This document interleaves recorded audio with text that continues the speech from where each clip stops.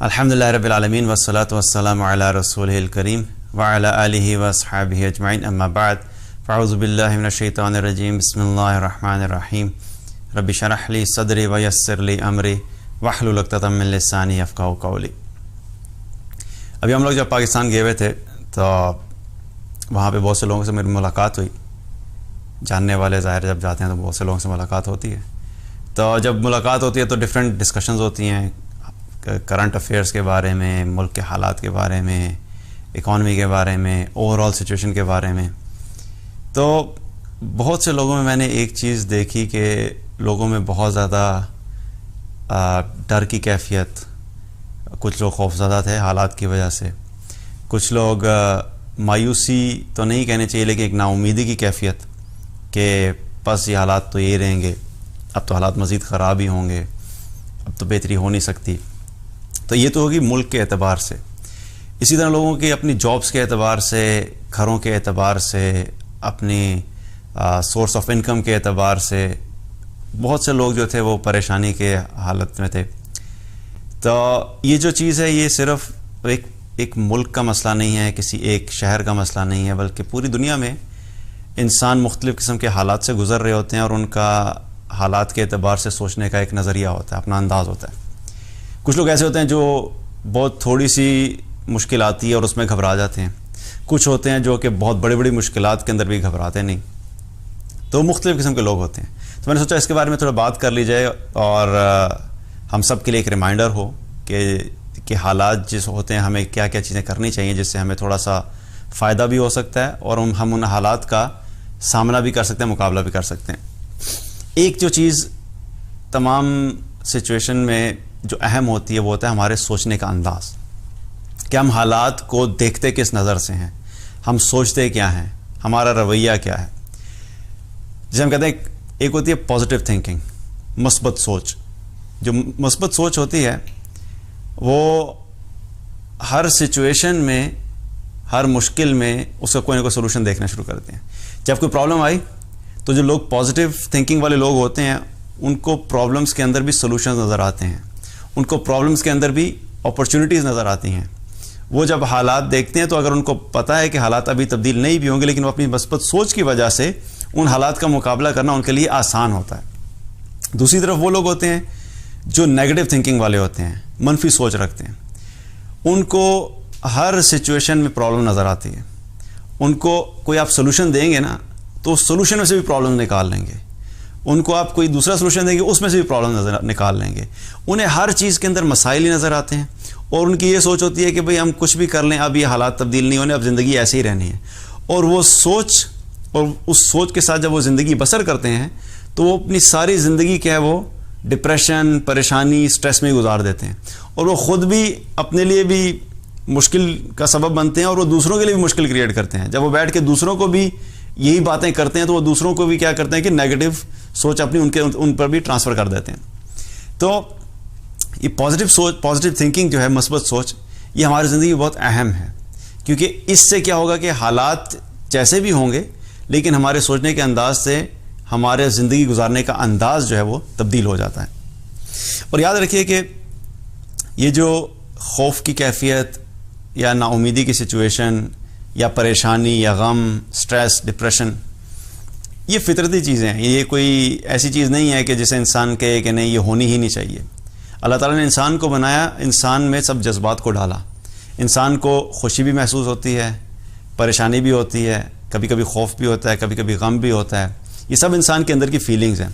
لیکن اصل چیز کیا ہوتی ہے کہ ہم نے ان فیلنگز کو کنٹرول کیسے کرنا ہے۔ جو انسان ان فیلنگز کو کنٹرول کرنا سیکھ جاتا ہے، اپنی خوشی میں نے کیسے ریئیکٹ کرنا ہے، میں نے غم کی سچویشن میں کیسے ریئیکٹ کرنا ہے، جب شدید پریشانی کی حالت ہوگی تو میں نے کیسے ریئیکٹ کرنا ہے، جب کوئی بھی مشکل آئے گی تو میرا کیا رویہ ہونا چاہیے، جب غصہ آئے گا تو میں نے اس کو کیسے کنٹرول کرنا ہے اور ریئیکٹ کرنا ہے۔ جب انسان ان ایموشنز کو کنٹرول کرنا سیکھ جاتا ہے تو اس کی زندگی بہت بہتر گزرتی ہے۔ حالات وہی ہوتے ہیں لیکن ایک انسان جو ہے وہ ان ایموشنز کو کنٹرول کرنا سیکھتا ہے تو وہ اپنے حالات کو بہتر طریقے سے اس وقت کو گزار لیتا ہے۔ دوسری طرف وہ شخص ہوتا ہے کہ اس کے بھی حالات وہی ہیں لیکن وہ اپنے ایموشنز کو کنٹرول نہیں کر سکتا تو اس کی زندگی کیا ہوتی ہے، وہ مشکل ہو جاتی ہے۔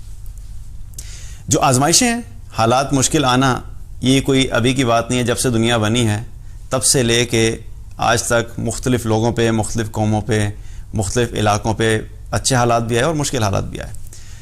صحابہ پہ بھی حالات بہت مشکل تھے شروع میں. جب رسول اللہ صلی اللہ علیہ وسلم نے دین کی دعوت کا کام شروع کیا تو جو شروع کا وقت تھا وہ بڑا مشکل تھا. مسلمانوں کو اذیتیں دی جاتی تھیں، ان کو ٹارچر دیا جاتا تھا، ان سے سوشل بائیکاٹ کر دیا گیا، بات چیت نہیں کرنی، ان سے اکنامک بائیکاٹ کر دیا گیا. شیب ابی طالب میں 3 سال مسلمانوں کو رکھا گیا جہاں پہ کھانے پینے کا سامان بھی اندر جانا بند کر دیا گیا تھا، اور وہاں پر بچے رویا کرتے تھے اور بلکتے تھے بھوک کی وجہ سے. اور یہاں تک حالات آگے تھے کہ جب کھانا بالکل ختم ہو گیا تو لوگوں نے چمڑا چوس چوس کے گزارا کیا. 3 سال گزارے. لیکن کیا ہوا کہ وہ حالات چلتے رہے اور کئی ایسی سچویشن آئی کہ صحابہ نے آ کے رسول اللہ صلی اللہ علیہ وسلم کے سامنے عرض کی کہ یا رسول اللہ دعا کیجیے، اللہ کی مدد کب آئے گی؟ اور اللہ تعالیٰ نے کیا فرمایا؟ قرآن میں اللہ تعالیٰ نے اس کا ذکر بھی کیا، متى نصر اللہ. آ کے جو حواری ہیں انبیاء علیہ السلام کے، وہ اپنے انبیاء کو بھی جا کے کہا کرتے تھے متى نصر اللہ، اللہ کی مدد کب آئے گی؟ اور پھر اللہ تعالیٰ نے فرمایا الا ان نصر اللہ قریب، یقین رکھو کہ اللہ کی مدد بہت ہی قریب ہے. تو یہ جو سچویشن ہوتی ہے نا، جب اسٹریسنگ سچویشن ہوتی ہے، پریشر ہوتا ہے، ٹینشن ہوتا ہے، ڈپریشن ہوتا ہے، حالات مشکل ہوتے ہیں، تو یہ ایک فطرتی ری ایکشن ہوتا ہے لوگوں کا کہ ان حالات سے ہم کب نکلیں گے، یہ حالات کب بہتر ہوں گے، اللہ کی مدد کب آئے گی. یہ فطرتی چیز ہوتی ہے. لیکن کیا ہے کہ اس سچویشن میں ہم اگر پازیٹیو تھنکنگ کے ساتھ چلیں گے اور اس یقین کے ساتھ چلیں گے کہ نہیں، ایک نہ ایک دن حالات تبدیل ضرور ہوں گے، اور یہ یقین رکھیں کہ اللہ سبحانہ تعالیٰ کا یہ قانون ہے کہ اللہ تعالیٰ حالات ایک جیسے نہیں رکھتا. کبھی آسانی ہے، کبھی مشکل ہے، کبھی خوشی ہے، کبھی غم ہے. اور اللہ تعالیٰ نے قرآن میں بھی اس کا ذکر کیا، فَإِنَّ مَعَ الْعُسْرِ يُسْرًا إِنَّ مَعَ الْعُسْرِ يُسْرًا. یقین رکھو، جان لو کہ مشکل کے ساتھ آسانی ہے، مشکل کے ساتھ آسانی ہے. تو مشکلات کے ساتھ آسانیاں بھی آتی ہیں، لیکن ہمیں ان حالات سے گزرتے ہوئے ہمیں کیا کرنا ہے؟ ہمیں اپنے آپ کو پازیٹیو رکھنا ہے، ہوپ کے ساتھ رہنا ہے، خود بھی پازیٹیو رہنا ہے اور دوسروں کو بھی ساتھ پازیٹیوٹی کی طرف لے کے جانا ہے. اللہ سبحانہ تعالیٰ جب آزمائش بھیجتا ہے، کیونکہ آزمائش بھی کیا اللہ کی طرف سے آتی ہے، تو اللہ سبحانہ تعالیٰ اس چیز پہ قدرت رکھتا ہے کہ اس آزمائش سے انسان کو نکالے. ظاہر ہے جب فیصلہ اللہ کی طرف سے آیا، آزمائش اللہ کی طرف سے آئی، تو اس آزمائش کو دور بھی کون کر سکتا ہے؟ اللہ ہی کر سکتا ہے. تو اللہ سبحانہ تعالیٰ سے اگر ہم اپنا رویہ درست رکھیں گے، اللہ کے ساتھ اپنا گمان درست رکھیں گے، تو اللہ سبحانہ تعالیٰ پھر الٹیمیٹلی انسان کو اس مشکل سے نکال دیتا ہے. بنی اسرائیل پہ جو مشکل وقت آیا تھا، وہ آج ہم جن مشکلات سے گزر رہے ہیں نا، کوئی مہنگائی سے پریشان ہے، کوئی جاب نہ ہونے کی وجہ سے پریشان ہے، کسی کا بزنس نہیں چل رہا وہ اس وجہ سے پریشان ہے، کسی کے پاس گھر رہنے کے لیے نہیں وہ اس کے لیے پریشان ہے، کہیں پہ بجلی نہیں ہے بجلی کے لیے پریشان ہے. یہ بھی مشکلات ہیں، ہماری زندگی کی ظاہر ضروریات زندگی ہیں، اور جب یہ پوری نہیں ہوتی تو ایک فطرتی طور پہ انسان کی زندگی میں کیا ہوتا ہے؟ پریشانی کا پہلو ہوتا ہے. لیکن بنی اسرائیل پہ جو مشکلات تھیں اور جو ان پہ جو مشکل تھی، اب وہ اتنی زیادہ تھی کہ وہ ہماری اس مشکل سے کوئی کمپیریزن نہیں ہے. فرعون ان کے ساتھ کیا کرتا تھا؟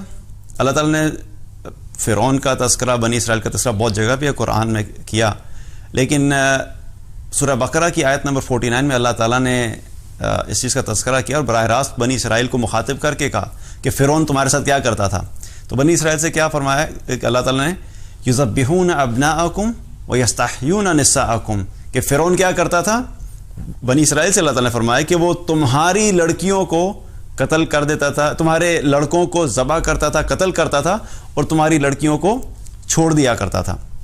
اور پھر اللہ تعالیٰ نے خود ہی فرمایا وَفِي ذَلِكُمْ بَلَاءٌ مِّن رَبِّكُمْ عَظِيمٌ، کہ یہ تمہارے رب کی طرف سے تمہارے لیے بہت بڑی آزمائش تھی. یہ آزمائش اللہ کی طرف سے آئی تھی بنی اسرائیل پہ، اور اتنی بڑی آزمائش کہ سوچیں کہ بچے کو قتل کر دیا جائے، کتنی بڑی آزمائش ہے ان ماں باپ کے لیے. آپ سوچیں کہ ان لوگوں کی اس وقت فیلنگز کیا ہوتی ہوں گی، وہاں پہ پورے ماحول، پورے معاشرے کی کیا فیلنگ ہوتی ہوگی، ایک خوف کا عالم، ٹینشن، ڈپریشن، پریشانی، اور پھر فرعون کا ظاہر ایک قبضہ وہ اس کے اوپر بھی.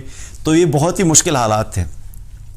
لیکن اللہ سبحانہ تعالیٰ نے اگلی ہی آیت میں بنی اسرائیل کو یہ بھی بتا دے کہ جب بنی اسرائیل کو نجات دلائی تو اللہ سبحانہ تعالیٰ نے فرمایا وَأَغْرَقْنَا آلَ فِرْعَوْنَ وَأَنْتُمْ تَنظُرُونَ، کہ ہم نے فرعونیوں کو غرق کیا اور تم دیکھ رہے تھے. کیا ہوا تھا؟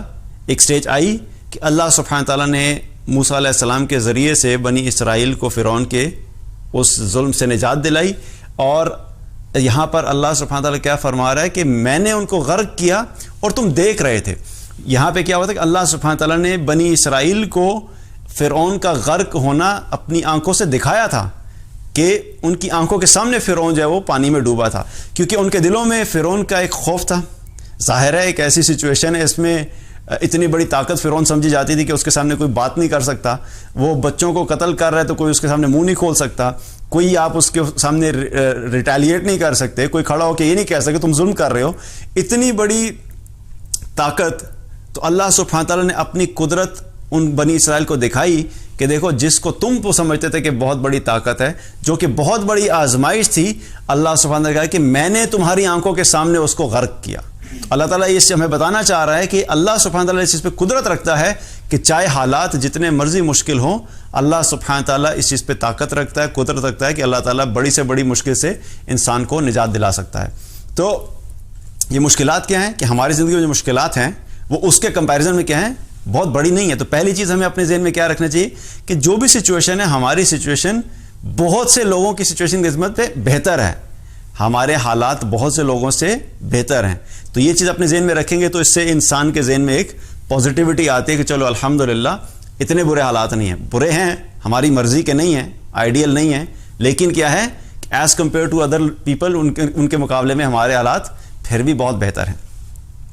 اور اسی طریقے سے اگر ہم سیرت کا مطالعہ کریں تو بہت سی ایسی سچویشنز آئیں جس میں رسول اللہ صلی اللہ علیہ وسلم نے صحابہ کو موٹیویٹ رکھا اور صحابہ کے اندر بھی پازیٹیوٹی جو ہے وہ ٹرانسفر کی، اور آپ خود بھی آپ صلی اللہ علیہ وسلم ہمیشہ مثبت سوچ کے ساتھ رہتے تھے اور لوگوں کو بھی اس چیز کی تلقین کیا کرتے تھے. غزوہ خندق کا جو موقع تھا اس میں ابو سفیان نے کیا کیا کہ جب غزوہ احد کے بعد مسلمانوں پہ حملہ کرنے کا ارادہ کیا تو 10,000 لوگوں کا لشکر اکٹھا کیا. ابو سفیان لیڈ کر رہا تھا. اب 10,000 کا لشکر کا مطلب کہ اس نے ارادہ کہ 10,000 لوگوں کو لے کر مدینہ پہ چڑھائی کی جائے گی. اب 10,000 کا مطلب کہتا ہے کہ مدینہ کی جو ٹوٹل پاپولیشن تھی، مرد عورت بچے بوڑھے سب ملا کے بھی 10,000 نہیں تھے. تو اگر وہ 10,000 لوگ لے کے آ جاتا اور چڑھائی کرتا تو کیا تھا کہ خدشہ یہ تھا کہ مسلمانوں کو بالکل ختم کر دیا جائے گا. تو وہ بھی ایک خوف کی کیفیت تھی کہ اتنا بڑا لشکر لے کے آ رہا ہے تو اب کیا کریں. تو سلمان فارسی رضی اللہ عنہ کے مشورے سے کیا ہوا تھا کہ خندق کھودنے کا کام شروع کیا گیا کہ ہمیں جو ہے وہ مدینہ کے گرد خندق کھود دینی چاہیے تاکہ ہم لوگ ان کا مقابلہ کر سکیں اور وہ اس مدینہ میں داخل نہ ہو سکیں.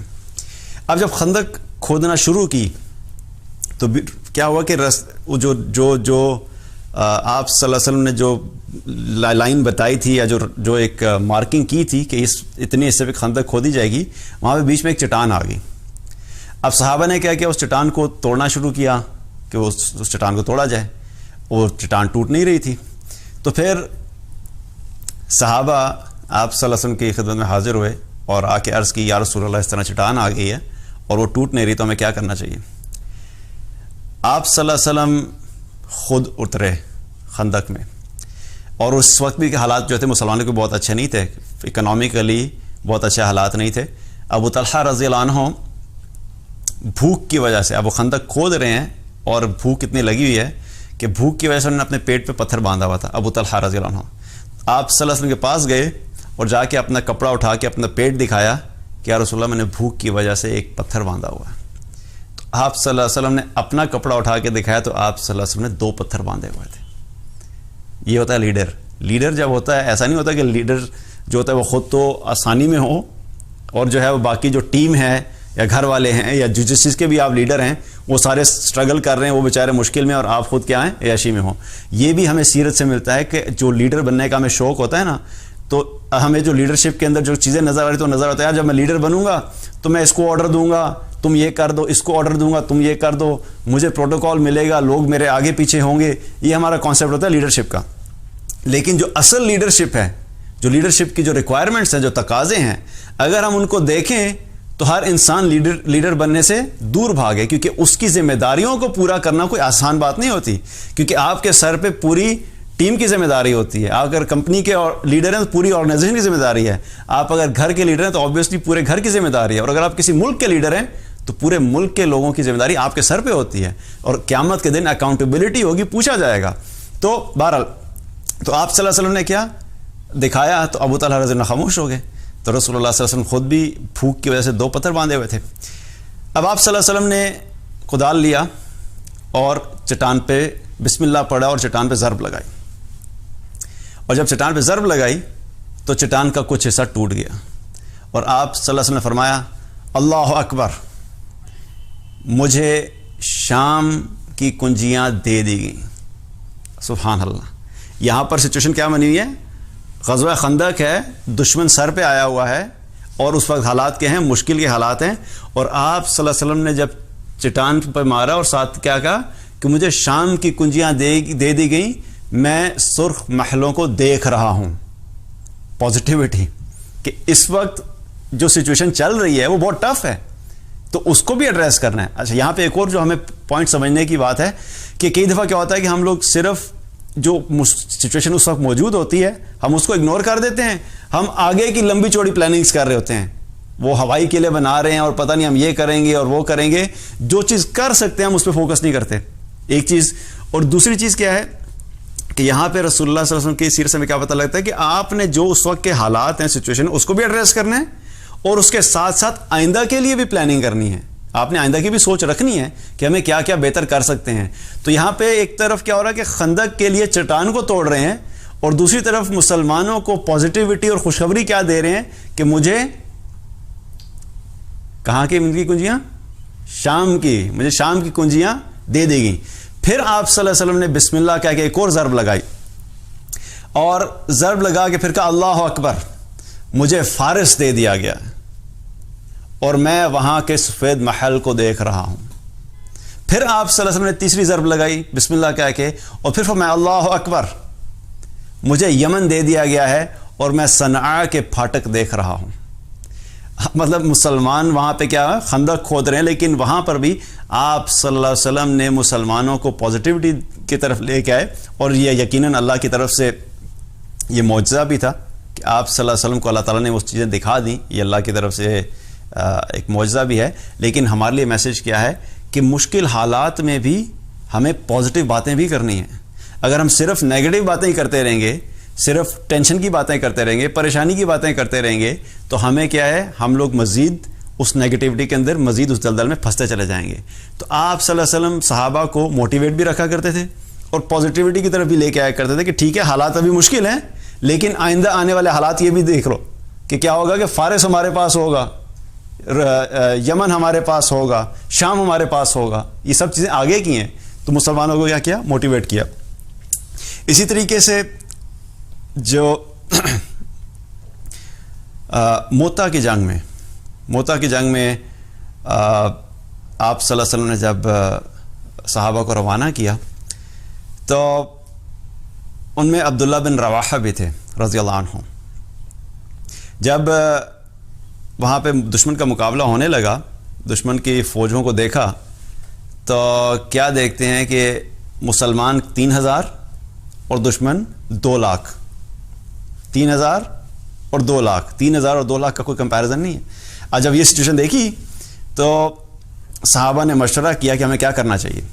کچھ صحابہ نے کہا کہ ہمیں رسول اللہ صلی اللہ علیہ وسلم کو اس سچویشن کے بارے میں بتانا چاہیے اور ان سے پوچھنا چاہیے کہ ہمیں کیا کرنا چاہیے، مزید مدد طلب کرنی چاہیے. اب یہ سب ڈسکشن ہو رہی تھی. وہاں پہ عبداللہ بن رواحہ رضی اللہ عنہ بھی بیٹھے ہوئے تھے. اتنے میں عبداللہ بن رواحہ رضی اللہ عنہ نے بات کرنا شروع کی لوگوں سے. انہوں نے کہا تم لوگ کس کنفیوژن، میں اس کا ایک سمرائز فارم آپ کو بتا رہا ہوں کہ تم لوگ کیا باتیں کر رہے ہو.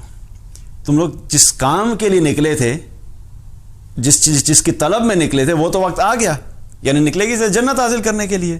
تو اب جب وہ وقت آ گیا ہے تو پھر آگے کیوں نہیں بڑھ رہے. اور پھر فرمایا کہ تم لوگ آگے بڑھو، کیونکہ 2 میں سے کوئی ایک چیز تمہارا مقدر ہوگی، یا فتح یا جنت. کیونکہ اگر دشمن پہ قابو پا لیا تو ہمیں فتح ملے گی، اور اگر ہم شہید ہو گئے تو کیا ہے، جنت. تو دونوں صورتوں میں مسلمان کے لیے کیا ہے، ون ون سچویشن. تو انہوں نے یہ جب بات کی تو کیا ہوا, سارے مسلمانوں کا مورال ہائی ہو گیا, ایک پازیٹیوٹی کی طرف لے کے آئے. ایک بندے کی, ایک شخص کی پازیٹیو تھنکنگ کی وجہ سے پورے جو لوگ تھے سب کے اندر ایک دوبارہ سے ایک نئی انرجی آئی, اور سب آگے بڑھے, اور الٹیمیٹلی اللہ سبحانہ تعالیٰ نے 3000 مسلمانوں کے مقابلے میں 2 لاکھ جو تھے, 3000 مسلمانوں کو 2 لاکھ کے اوپر حاوی کیا, اور مسلمانوں کو فتح حاصل ہوئی. تو یہاں پہ ہمارے لیے کیا میسج ہے کہ کئی دفعہ ایک شخص جو ہوتا ہے اس کی پازیٹیو تھنکنگ پورے گھر کے ماحول کو تبدیل کر سکتی ہے, پورے محلے کے ماحول کو تبدیل کر سکتی ہے, پوری آرگنائزیشن کے ماحول کو تبدیل کر سکتی ہے, کہ ہماری جو پازیٹیو تھنکنگ ہے اس سے اتنا افیکٹ ہوتا ہے. تو جہاں پہ بھی ہو, پہلی چیز تو کیا ہے کہ ہم نے خود نیگیٹو تھنکنگ کی طرف نہیں جانا. لوگ مسائل کی بات کر رہے ہیں, آپ نے کیا کرنا ہے, آپ نے سولوشنز کی طرف بات کرنی ہے. لوگ پریشانیوں کی بات کر رہے ہیں تو آپ وہاں پہ دیکھیں گے کہ نہیں, وہاں پر بہتر اور کیا چیزیں ہیں. لوگوں کو ہمیشہ امید کی طرف لے کے آنا ہے, پازیٹیو چیزیں دکھانی ہے, موٹیویٹ کرنا ہے. اس کا مطلب یہ نہیں کہ حالات جو ہیں ان سے آپ آنکھیں بند کر کے اور آپ ان کا انکار کر کے بیٹھ جائیں. انکار نہیں کرنا, مشکلات تو ہیں, لیکن ان مشکلات کے سولوشن پہ بھی کام کرنا ہے, اور اس کے ساتھ ساتھ لوگوں کو امید بھی دلانی ہے. صرف پرابلمس کو ڈسکس کرنے سے زندگی میں کبھی تبدیلی نہیں آتی. ڈسکشن میں سارا وقت ہم کیا کرتے ہیں, ہم سارا وقت صرف ڈسکشن میں گزار دیتے ہیں, اور ہم اس پہ کوئی ایکشن پلان ہمارے پاس نہیں ہوتا. تو کیا ہے کہ ہمیشہ پازیٹیو رہنا, تاکہ ہم اپنی وجہ سے لوگوں کو بھی پازیٹیوٹی کی طرف لے کے آئیں. اسی طریقے سے ایک ایمان والا جو ہوتا ہے نا, وہ ہر سچویشن میں اپنی سوچ کے اعتبار سے چیزوں کو کنورٹ کر دیتا ہے. کہ سچویشن وہی ہوتی ہے, لیکن سوچنے کا انداز جب مختلف ہوتا ہے تو کیا ہوتا ہے کہ وہ نیگیٹو چیز کو بھی پازیٹیو چیز کی طرف لے آتا ہے. ربیعہ بن عامر رضی اللہ عنہ جب رستم کے دربار میں پہنچے تو وہاں پر ایک ڈسکشن ہوئی. تو بہرحال ڈسکشن کے اندر ڈیٹیل میں نہیں جاتا کیونکہ لمبی بات ہے. تو رستم نے جب بہت ساری باتیں ہوئیں تو رستم نے الٹیمیٹلی کیا کیا کہ اپنے وزیر سے کہا کہ ایک مٹی کا ٹوکرا لے کر آؤ. یہ بات ہے قادسیہ کی جو جنگ تھی, قادسیہ میں. جب مٹی کا ٹوکرا لائے تو لا کے کیا کہا کہ ربیعہ بن عامر کے سر پہ رکھ دیا. اب وہ کیا کر رہا تھا, اس کا سر پہ مٹی کا ٹوکرا رکھنے کا مقصد کیا تھا, اس نے کیوں رکھوایا تھا, وہ ان کو یہ میسج دینا چاہتا تھا کہ تم بہت حقیر ہو اور تمہارے سر پہ ہم نے مٹی کا ٹوکرا رکھ دیا. Now look at ربیعہ بن عامر رضی اللہ عنہ وے آف تھنکنگ. وہ کیا سوچ رہے تھے, انہوں نے کیا کیا, وہی مٹی کا ٹوکرا سر پہ اٹھایا اور اسی طریقے سے واپس آئے. اس وقت لیڈ کر رہے تھے سعد بن ابی وقاص رضی اللہ عنہ. واپس آئے اور آ کے سیدھے سعد بن ابی وقاص رضی اللہ عنہ کے پاس آئے, اپنے لیڈر کے پاس, اور آ کے اونچی آواز میں کہا, آپ کو مبارک ہو, دشمن نے اپنی سرزمین آپ کے حوالے پہلے ہی کر دی ہے. سبحان اللہ. تو کیا ہے, وہ اس نے حقیر کرنے, اس کا جو مائنڈ سیٹ تھا کیا تھا کہ میں اس کی وجہ سے ان کے اوپر پریشر ڈالوں گا کہ یہ مٹی کا ٹوکرا لے کے آیا. اور اب آپ سوچیں کہ ہم جیسا کوئی ہوتا, دیکھیں جی ہمارے ساتھ زیادتی ہوگی, کہ ہماری تو بےزتی ہوگی, ہمارے سر پہ مٹی کا ٹوکرا رکھ دیا, میں تو پہلے ہی کہتا تھا مجھے نہ بھیجیں کسی اور کو بھیجیں. ہم اس طرح کی باتیں کرنا شروع کرتے ہیں. لیکن انہوں نے اسی سچویشن کو چینج کر دیا کہ آپ کو مبارک ہو. سعد بن ابی وقاص رضی اللہ عنہ فرمایا کہ آپ کو مبارک ہو کہ دشمن نے اپنی سرزمین آپ کے حوالے پہلے ہی کر دی. اور سب مسلمانوں کے جذبہ اور بڑھا, اور مسلمان جب آگے بڑھے تو اللہ تعالیٰ نے ان کو فتح نصیب فرمائی. اگین ون پرسن, ایک بندے کی پازیٹیو سوچ کی وجہ سے کیا ہوا کہ پورے جو آپ کے ارد گرد ماحول ہوتا ہے سب لوگوں کے سوچنے کے انداز تبدیل ہو جاتے ہیں. تو یہ کیا امپورٹنٹ ہے کہ ہماری سوچ میں پہ بہت ڈپینڈ کرتا ہے کہ ہم جو بھی سچویشن ہم فیس کر رہے ہیں ہماری سوچ پہ ڈپینڈ کرتا ہے کہ ہم اس کو کیسے ایڈریس کر رہے ہیں. اور ایک انگلش کی ایک اسٹیٹمنٹ ہے, اور اگر ہم اس کو سمجھ جائیں تو ہماری زندگی میں کافی چیزیں بہتر ہو سکتی ہیں. وہ اسٹیٹمنٹ کیا ہے کہ beware of your thoughts become your actions, your actions become your habits, your habits become your character, and your character becomes your destiny. اس کا مطلب کیا ہے کہ اپنی سوچ کا خیال رکھیں کہ آپ کیا سوچتے ہیں. یہ بڑا امپورٹنٹ ہے کہ آپ سارے دن میں کیا سوچتے ہیں, کیونکہ آپ کی سوچ آپ کے اعمال بن جاتے ہیں, اور آپ کے اعمال آپ کی عادتیں بن جاتی ہیں, اور آپ کی عادتیں آپ کا کردار بن جاتا ہے, اور آپ کا کردار آپ کی تقدیر بن جاتا ہے یا آپ کا انجام بن جاتا ہے. تو ساری چیز کیا ہے کہ الٹیمیٹلی ہم کس قسم کا انسان بننا چاہتے ہیں وہ کس چیز پہ ڈیپینڈ کرتا ہے, ہماری سوچ پہ ڈیپینڈ کرتا ہے. اگر ہماری سوچ ہی نیگیٹو ہوگی تو الٹیمیٹلی ہم ایک نیگیٹو انسان کے طور پہ زندگی بسر کریں گے, کیونکہ الٹیمیٹلی آپ کے سارے ایکشنز, سوچنے کا انداز اور اعمال وہ سارے کیا ہوں گے, سب نیگیٹو ڈائریکشن میں ہوں گے. اور اگر ہماری سوچ پازیٹیو ہوگی, مثبت ہوگی, اچھی ہوگی, تو ہمارے اعمال بھی اچھے ہوں گے. ہمارے اعمال اچھے ہوں گے تو ہمارا کردار اچھا ہوگا. ہمارا کردار اچھا ہوگا تو ہماری آخرت اچھی ہوگی. ہمارے الٹیمیٹلی جو ڈیسٹنی ہے وہ بھی ہماری بہتر ہوگی. اس لیے بہت ضروری ہے کہ ہمیں اپنی سوچ کو درست کرنا, پازیٹیو تھنکنگ کے ساتھ زندگی بسر کرنا, حالات کا مقابلہ کرنا ہے. اور ایک اور چیز یہ بھی یہاں پہ بہت امپورٹنٹ ہے, کئی دفعہ انسان سوچتا ہے کہ بھئی میں نے تو بہت کوشش کر کے دیکھ لی کہ پازیٹیو تھنکنگ کے ساتھ میں زندہ رہا, میں نے 1 سال گزارا, 2 سال گزارے, اس کے بعد میں نے کہا نہیں کچھ ہوتا, میں بھی دوبارہ نیگیٹو تھنکنگ کی طرف چلا گیا. تو یاد رکھیے کہ عین ممکن ہے کہ آپ کی اس پازیٹیو تھنکنگ کی وجہ سے حالات تبدیل نہیں ہوں. ضروری نہیں ہے کہ حالات تبدیل ہوں گے, ریزلٹس جو ہیں وہ ہمارے ہاتھ میں نہیں ہیں. لیکن آپ سوچیں کہ آپ کے پاس 2 آپشنز ہیں. آپ نے جو آگے زندگی کا 25-30 سال 50 سال کا سفر طے کرنا ہے, اس میں آپ کے پاس 2 آپشنز ہیں. یا تو آپ ایک نیگیٹو تھاٹ کے ساتھ آپ زندگی بسر کرتے جائیں اور آپ نے 30 سال کا سفر طے کیا مثال کے طور پہ, اور دوسری طرف کیا ہے کہ آپ نے پازیٹیو تھاٹس کے ساتھ اور پازیٹیوٹی کے ساتھ 30 سال کا سفر طے کیا. اب 30 سال کے بعد حالات شاید تبدیل نہیں ہوئے, جو ریزلٹس آپ چاہتے تھے آپ کو نہیں ملے, لیکن آپ نے جو وہ سفر پازیٹیو فریم آف مائنڈ کے ساتھ طے کیا ہے, that in it self is a success for you. کیونکہ وہی سفر 30 سال کا, بجائے اس کے کہ ڈپریشن میں, پریشانی میں, ٹینشن میں اور نیگیٹو باتیں کر کے گزارتے, وہ ایک پینفل سچویشن ہے, وہ پورا ایک پینفل سفر ہوتا. اس کے بجائے آپ نے پازیٹیوٹی کے ساتھ سفر طے کیا, تو ایٹ لیسٹ وہ 30 سال تو آپ کے بہتر گزرے نا. حالات تبدیل نہیں ہوئے, لیکن اس سفر کے اندر اس پازیٹیوٹی کی وجہ سے آپ کا سفر آسان ہو گیا, تو وہی آپ کے لیے کامیابی ہے. اس لیے پازیٹیو فریم آف مائنڈ کا کبھی کوئی نقصان نہیں ہے. حالات تبدیل ہوں گے نہیں ہوں گے, لیکن آپ کی اپنی زندگی کیا ہوگی, وہ بہتر ہوگی. You will feel more strong, آپ کو بہتر لگے گا. آپ لوگوں کے اندر بہتری کی بات کریں گے تو آپ خود اسٹرانگ بنیں گے. آپ لوگوں کو پازیٹیوٹی کی طرف لے کے آئیں گے تو آپ کو فیل ہوگا کہ آپ کے اپنے اندر ایک اسٹرینتھ آ رہی ہے. اس لیے خود بھی پازیٹیو رہنا ہے اور لوگوں کو بھی پازیٹیوٹی کی طرف لے کے جانا ہے. اب اس کی ایگزامپل ایسے ہی ہے کہ ایک شخص ہے جس کی تنخواہ 50,000 ہے, دوسرا ہے اس کی بھی تنخواہ 50,000 ہے. اب اس کے بھی 2 بچے, اس کے بھی 2 بچے, اس کے بھی اتنے ہی ایکسپینسز ہیں, اس کے بھی اتنے ہی ایکسپینسز ہیں. اب یہ سب چیزیں دونوں کی بالکل ایک جیسی ہیں, لیکن یہ جو بندہ ہے یہ 50,000 روپیہ جب لیتا ہے تو یہ جب بھی سے کوئی پوچھتا ہے بھائی کیا حال ہے, تو کیا کہتا ہے, یار بس 50,000 روپیہ تنخواہ ہے, بڑا مشکل سے گزارا ہوتا ہے, پتہ نہیں کیا بنے گا, میں تو تنگ آ گیا ہوں, مجھے تو لگتا ہے کہ اب بس گزارا نہیں ہو سکتا. مستقل روتا رہتا ہے, ناشکر کی کیفیت.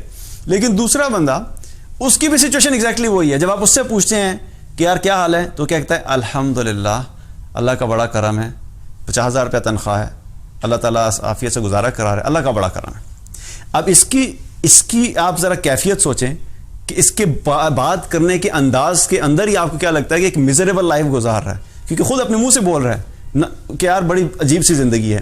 یہ شخص, اس کے بھی حالات وہی ہیں, لیکن اس کے کہنے کے انداز سے آپ کو فیل ہو جائے گا کہ ایک زندگی بہتر زندگی گزار رہا ہے. سرکمسٹانسز تو دونوں کے سیم ہیں, لیکن سوچ کے انداز کی وجہ سے کیا ہوا, اس کی زندگی بہت بہتر ہوگی اور اس شخص کی زندگی بالکل ہی ایک ایسی زندگی ہوگی جس کو ہم میزریبل لائف کہتے ہیں.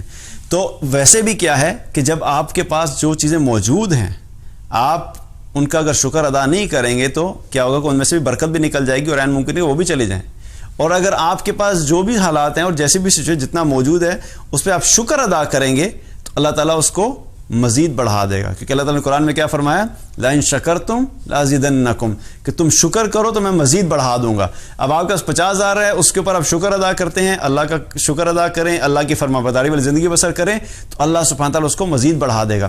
لیکن اگر آپ اس پہ ناشکری کریں گے تو بڑھنے کے بجائے کیا ہے کہ جو ہے اس میں سے بھی برکت چلی جائے گی اور عین ممکن ہے کہ وہ بھی کم ہو جائے. تو ہمارے پاس کیا چوائس ہے کہ ہم نے ہمیشہ پازیٹیو طریقے سے زندگی بسر کرنی ہے. جو بھی حالات ہیں, حالات کی ہم پلاننگ بھی کریں گے, ان پرابلمس کے سولوشنز ڈسکس کریں گے, ان سولوشنز پہ فوکس کریں گے, اور ساتھ ساتھ جو بھی سچویشن ہے اس میں ہم نے کیا کہنا ہے, الحمدللہ اللہ کا بڑا کرم ہے, اللہ کا بڑا شکر ہے, اور شکر گزار بندے والی زندگی بسر کریں گے. تو اس سے کیا ہوگا کہ ہماری زندگی کا جو سفر ہے وہ کم سے کم ایک اچھا ہو جائے گا, بہتر ہو جائے گا. اور ویسے بھی at the end of the day دیکھا جائے تو زندگی ہے کتنی, بہت ہی تھوڑی سی ہے, چند صبح ہیں, چند شامیں ہیں, کچھ گزر گئی ہے, کچھ گزر جائے گی. اچھی ہے تب بھی گزر جائے گی، اپنی مرضی کی ہے تب بھی گزر جائے گی، اپنی مرضی کے خلاف ہے تب بھی گزر جائے گی. تو اس میں ہم نے کیا کرنا ہے؟ ہم نے اس کو بس گزارنا ہے اس طریقے سے کہ ہم اللہ اور اللہ کے رسول کی اطاعت میں گزاریں، تاکہ جو اصل زندگی آنی ہے، جو ہمیشہ کی زندگی ہے، ہم اس میں کامیاب ہو جائیں. یہاں پہ اگر ٹھیک ہے ہم نے اگر اپنے باقی ارد گرد کے لوگوں سے بہت آگے نہیں بھی جا سکے تو کوئی بات نہیں، لیکن اصل ریس کس چیز کی ہے؟ آخرت کی ریس ہے. ہم اگر آخرت کی ریس میں آگے چلے گئے اور دنیا کی ریس میں تھوڑے پیچھے بھی رہ گئے تو الٹیمیٹلی ہم کامیاب ہیں. لیکن دنیا کی ریس میں ہم سب سے آگے چلے گئے اپنے سوشل سرکل میں، لیکن آخرت کی ریس میں ہم پیچھے رہ گئے تو کیا ہوگا کہ ہم الٹیمیٹلی آخرت میں ناکام ہو جائیں گے، اور وہ ناکامی اور وہ کامیابی ہمیشہ کی ہے. تو ہمیں اپنی ہمیشہ کی کامیابی اور ناکامی بھی فوکس کرنا ہے. جب انسان اس پہ زیادہ فوکس کرتا ہے تب بھی انسان کو دنیا کے حالات کا سامنا کرنا انسان کے لیے آسان ہو جاتا ہے. اللہ سبحانہ وتعالی ہم سب کو ایمان عطا فرمائے، یقین عطا فرمائے، مثبت سوچ عطا فرمائے، اور ہم سب کو ان لوگوں میں شامل کرے کہ ہم لوگوں کے لیے بھی ایک امید کی کرن ہوں، لوگوں کو بھی ہم اپنے ساتھ آگے لے کے چلنے والے ہوں، ہم خود بھی اللہ کی اطاعت والی زندگی بسر کریں اور لوگوں کے اندر بھی اس چیز کو لے کے چلیں تاکہ ہماری دنیا بھی بہتر ہو اور آخرت بھی بہتر ہو. اللہ سبحانہ وتعالی ہم سب کو عمل کی توفیق عطا فرمائے.